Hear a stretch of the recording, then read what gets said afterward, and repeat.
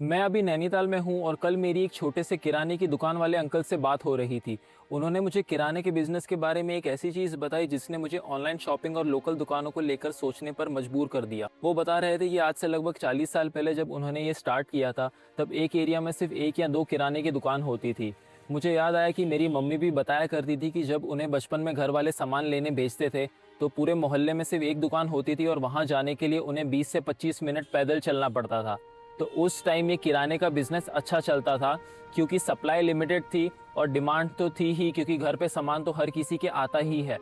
फिर उन्होंने बोला 10 साल पहले तक भी चावल या चीनी पर 3 से 4 रुपए पर किलो बच जाते थे, बट अब सिर्फ 50 पैसे बचते हैं।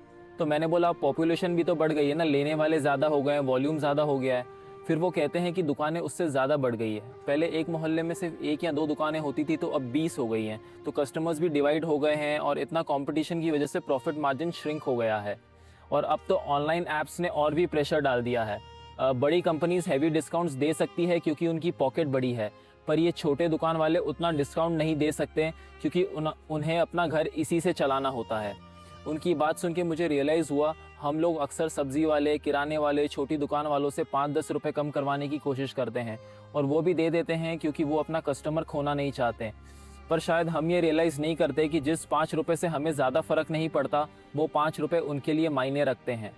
तब से मैं बस ये सोच रहा हूँ जितना हो सके लोकल लोगों से खरीदूँ, क्योंकि उनका घर परिवार इसी से ही चलता है।